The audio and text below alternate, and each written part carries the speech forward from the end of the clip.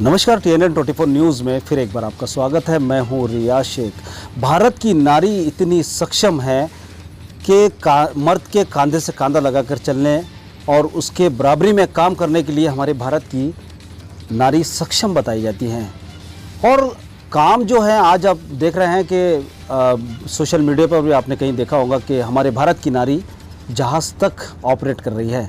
तो हमारे भारत की नारी, जयपुर की नारी भी कोई कम नहीं है, क्योंकि कई ऐसे समाज सेवी का महिलाएं हैं जो दूसरों की मदद करते हैं, गरीबी में उसका साथ देते हैं। और ख़ास तौर से जो डॉक्यूमेंट्स की बात होती है, पेपरों की बात होती है, जो पढ़े लिखे कम होते हैं, उन महिलाओं की मदद कुछ ऐसी महिलाएं करती हैं जो कंधे से कंधा लगाकर काम करती है। जी हाँ, बिल्कुल आप सही सुन रहे हैं कि अचलपुर में एक ऐसी महिला हैं जो दूसरी महिलाओं का कंधे से कंधा हाथ लगा के चलती है। तो मेरे साथ है नूरी फातिमा, जिनसे मैं आपको TNN 24 न्यूज़ चैनल के स्क्रीन पे लेके आ रहा हूँ। और हम जानने की कोशिश ये करेंगे कि वो किस तरीके से उन महिलाओं की मदद करती है।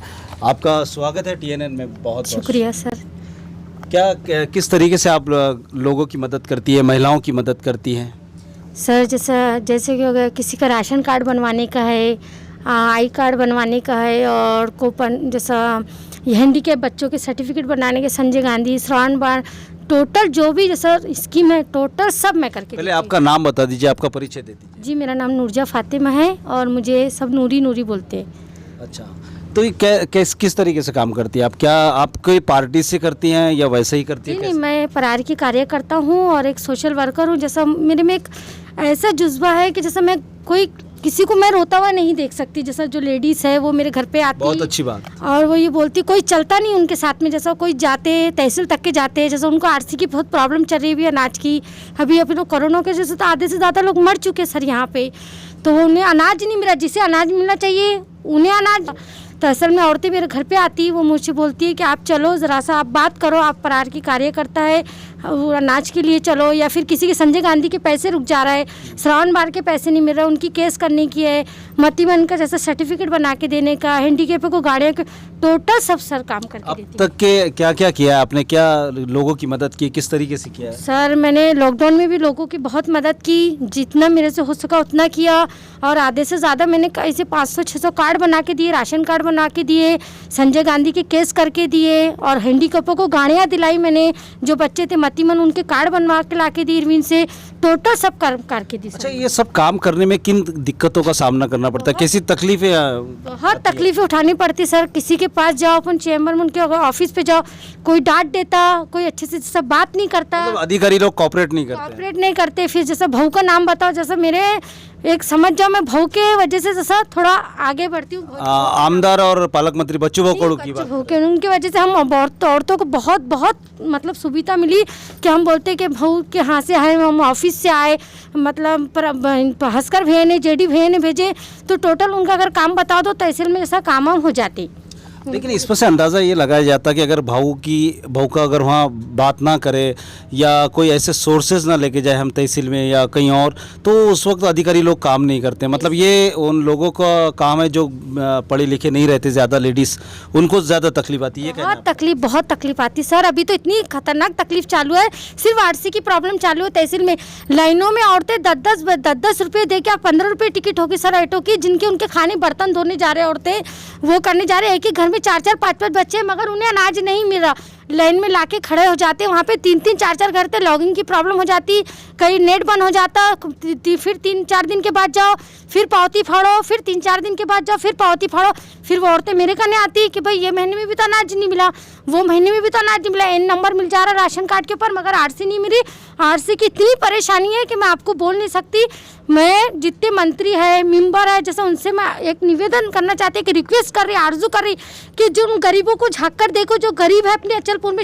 अचलपुर इतना अमीर थोड़ी है, ना कोई फॉरेन का है, ना अमेरिका का है, ना ऑस्ट्रेलिया का, गरीबी परिस्थिति से गुजरा हुआ अचलपुर है। अचलपुर की माओ बहनों को पहचानो, हिंदुओं को पहचानो, मुसलमान को पहचानो, पूरी जो औरतें हैं उनको सिर्फ एक बार आप जाके तहसील में जाके देख लो कि कितनी परेशानियों से गुजर रही वो औरतें, सिर्फ किस लिए? राशन के लिए और आरसी के लिए। एक महिला की आवाज़ को जानिए, समझिए। अगर मेरी इस खबर को अचलपुर तहसीलदार साहब देख रहे हैं, या एसडीओ साहब देख रहे हैं, या कलेक्टर साहब देख रहे हैं, या कमिश्नर साहब देख रहे हैं, तो मेरी इस खबर पे गौर करें, क्योंकि एक महिला की दिल की आवाज़ निकल रही है और एक महिला का दर्द दूसरी महिला ज़रूर जानती है। तो अब कैसे आप और आगे क्या करना चाहती हैं? मैं सर देखो, मेरे को तो कोई लाभ ही नहीं है, कोई जैसे सर कोई ऐसा कोई चीज़ ही नहीं है कि जो हम तक के पहुँचे, लेडीज़ तक के। हमारी औरतें का कहना है जैसा कोई संस्था खोले, कुछ घर बैठे घरगुती काम करे, कोई मतलब अचलपुर में रोजगार की कमी है, ये कहना है आपका? बहुत कमी है रोजगार की। क्या औरतें बर्तन धोने के लिए जा रही, खेतों में जा रही, धूप पकात में, तो वो औरतें पढ़ी लिखी है, कोई सिलाई मशीन सीखी हुई है, कोई पार्लर सीखी हुई है। मैं ये चाहती हूँ, मैं ये रिक्वेस्ट करना चाहती हूँ, जो औरतें हैं वो घर में बैठ के अपनी इज्जत आबरू में जाके से काम कर पाए। मेरी ये जैसा निवेदन है सरकार से, जैसा वो औरतों के लिए कुछ करे। अचलपुर बेचारा बेरोजगारी और बेसुविधा का मारा। ये अचलपुर में वाकई में यहाँ के लोग काफ़ी परेशान रहते हैं, क्योंकि यहाँ रोज़गार नहीं है। जबकि 1.5 लाख के करीब यहाँ की जनसंख्या है अचलपुर की, लेकिन उसके हिसाब से यहाँ रोज़गार नहीं दिया जाता है। बड़े बड़े नेता, बड़े बड़े लोग आकर यहाँ इलेक्शन के समय बड़ी बड़ी बातें करते हैं और बड़े बड़े वादे यानी कि आश्वासन देकर चले जाते हैं। तो आपने सुना होगा वो गीत के कस्में वादे प्यार वफा सब वादे हैं, वादों का क्या। वही वादे आज तक कोई निभा नहीं पाया और अचलपुर की जनता आज भी कामयाबी के लिए तरस रही है। तो नूरी जी, मुझे एक आखिरी प्रश्न पूछना है आपसे कि अगर कोई स्कीमें आती है तो फिर आपको कैसे पता चलता या नहीं चलता? कोई लाभ, कोई पता ही नहीं चलता सर। किसी से मालूम पड़ जाता तो हम तक वहाँ तक के जाते, तो जब तक डेट खत्म हो जाती फिर बोलते आप पहले क्यों नहीं आए। यही प्रॉब्लम क्रिएट होती है। फिंगरप्रिंट्स का क्या मसला था जो इलेक्शन था? आधार कार्ड अपडेट करा के लाओ, आधार कार्ड अपडेट करा के ला रहे, फिर भी उस पर फिंगर नहीं आ रहा है सर मशीन के ऊपर। क्या करेंगे? किसकी गलती मानते हैं आप? मैं तहसीलदार यहाँ की गलती मानूंगी ना, इसकी गलती मानूंगी ना मैं। और तहसील किसी से हो रहा है ना, जैसा कैसे सर दम पे दम जाना एक बार होता है, इंसान 4-4 5-5 बार सर आधार कार्ड अपडेट करा। अचलपुर से परतवाड़ा या तहसील जाने के लिए कितने पैसे लगते हैं? 15 रुपये आने के, 15 रुपये जाने के। एक व्यक्ति को 30 रुपये लगते हैं, तो अगर उसको 4 बार जाना, कितने बार जाना पड़ता है ऐसे? बार महीने में अगर रोज भी बोलेंगे तो कमती है सर। तो जो कमाएगा नहीं वो तो ऑटो रिक्शे में चला जाएगा ना। बिल्कुल सही बात। मेरा ये कहना है ना, बार बार बोल रही, मैं अगर बच्चों भाव तक के अगर मेरी आवाज़ मेरी ये जाती है तो मैं उनको ये कहना चाहती हूँ कि सबसे पहले जो आरसी की प्रॉब्लम तहसील में क्रिएट हो रही वो आप हटा दो, क्योंकि जिनको गरीब इंसानों को अनाज नहीं मिल रहा उन्हें अनाज पहुँचना बहुत ज़रूरी है सर। एक एक घर में ऐसे हमारे बाजू में 4 लड़कियों को उनको साथ है, दोनों मियाँ बीबी है, उनके अब्बा है, उनको भी अनाज नहीं मिल रहा। अब बताइए 6 जनों का अनाज लाने को कितने पैसे लगते हैं? फ्री का अनाज मिल रहा कम पैसों में, 2 रुपये किलो में, 3 रुपये, वो उनको नहीं मिल रहा गरीब इंसान को। तो क्या करेंगे इंसान? आप बोलिए। अचलपुर की स्थिति यह है कि एक कमाता है और 4 लोग परिवार उसका जो है वो उस पर ही एक पर ही चलता है, और उसमें कोरोना काल, महामारी, जानलेवा बीमारी, और उसमें व्यवसाय पूरी तरह से ख़त्म हो चुके हैं।